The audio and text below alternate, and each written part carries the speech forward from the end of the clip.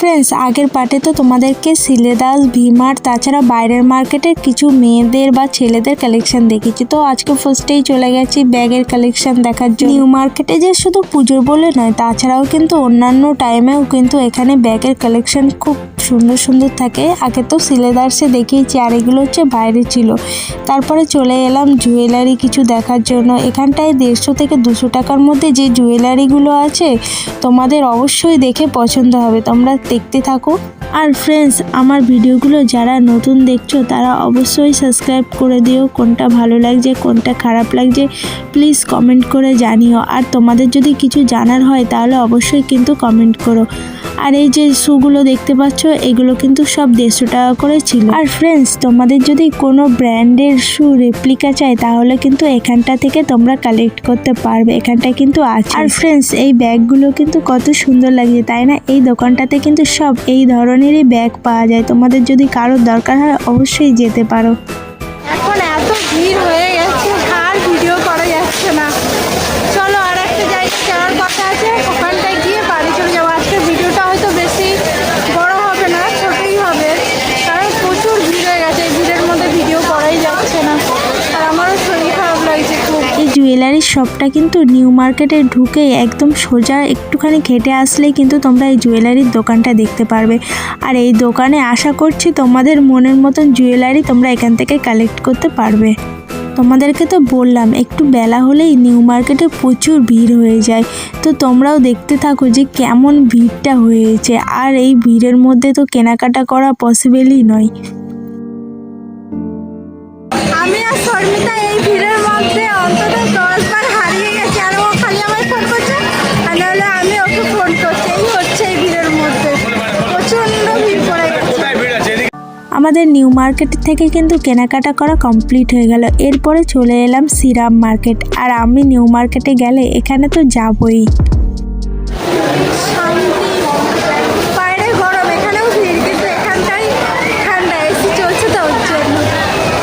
চলো এখান থেকে দুটো টপ নেবো বলে এসছি।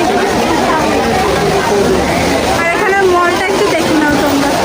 আর আমি এখানটায় বসে পড়ছি, কোমর লেগে গেছে, যেখানে বসার জায়গা পাচ্ছি সেখানেই বসে পড়ছি। বাইরে থেকে তো টপ অনেক দেখলাম, তারপরে শ্রীরাম মার্কেটের ভিতর ঢুকলাম। এখানটায়ও কিন্তু খুব সুন্দর সুন্দর টপ ছিল, তো সেগুলো দেখার জন্য এলাম। আর কিছুদিন আগে শর্মিতা গেছিল, গিয়ে কিন্তু এখানটায় টপ কালেকশন দেখে এসেছিলো, যার জন্য আমি গেছিলাম। আর এখানটায় গিয়ে দেখতেই পাচ্ছ মা দুর্গার মূর্তিটা কত সুন্দর লাগছে।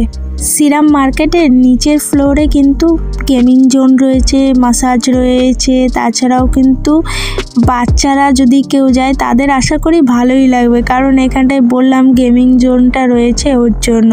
তো আমারও ঘুরে খুব কষ্ট হয়ে গেছিলো, আমিও মাসাজ নেব বলে চলে গেলাম। তো ফ্রেন্ডস, তোমাদেরকে তো বললাম যে এখানে কিন্তু আরেক জায়গায় যাবো, কোথায় বলো তো? এখন মাসাজ নিতে যাবো। চলো, ফার্স্ট টাইম লাইফে এরকম মাসাজ নেবো, চলো দেখতে থাকো। তোমাদেরকে তো বললাম শর্মিতা কদিন আগে এখানটাই গেছিল, তো আমার সাথে আবারও গেছে। যাই হোক, ও বলছিল যে ওখানটা থেকে মাসাজ করানোর কথা, তো আমি বলছিলাম করাবো। সত্যি কথা বলতে মাসাজ করিয়ে না শরীরটা খুব ভালোও লাগছিল, কারণ সারাদিন ঘুরে ঘুরে খুব ক্লান্ত হয়ে গেছিলাম, যার জন্য গেছিলাম। আর এখানটাই 100 থেকে 150 টাকা নেবে মাসাজ করাতে। সবসময় তো একরকম থাকে না, হয়তো একটু বেশি কম বেশি হয়। মাসাজ নেওয়া হয়ে গেল, পুরো রিল্যাক্স লাগছে, পুরো রিল্যাক্স। এর জন্য শর্মিতাকে থ্যাঙ্কস বলার দরকার, ও বাড়ির থেকে বলেছে এক জায়গায় নিয়ে যাবো।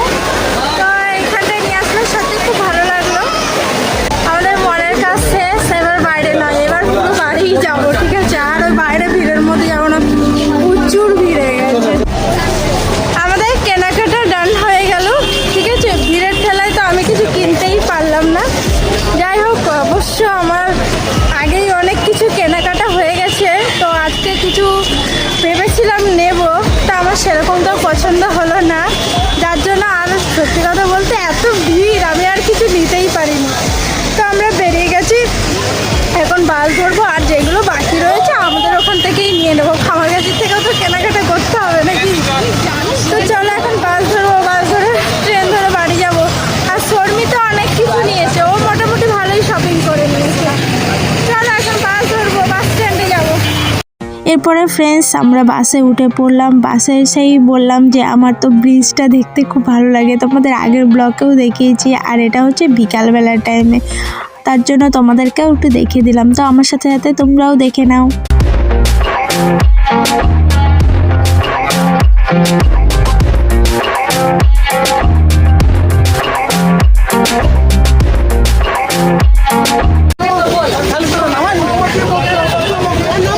বাস থেকে নেমে গেলাম, এবার স্টেশনে যাব।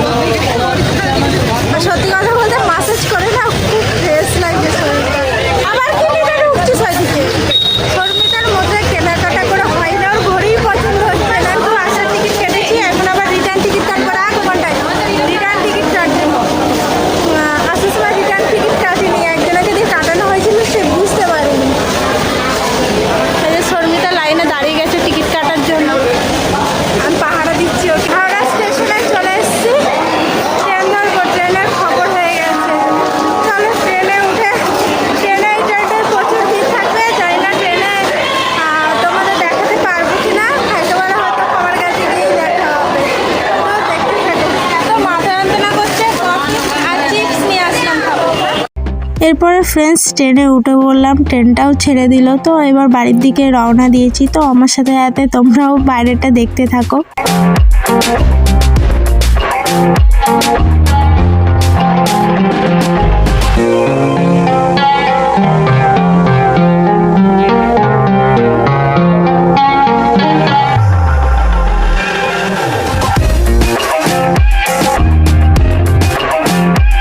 ফ্রেন্ডস বাড়ি চলে আসলাম, আজকের মতন ভিডিওটা এখানে এন্ড করছি।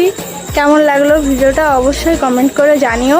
ভালো লাগলে লাইক, কমেন্ট, শেয়ার, আর যারা নতুন আছো অবশ্যই চ্যানেলটা সাবস্ক্রাইব করে দিও।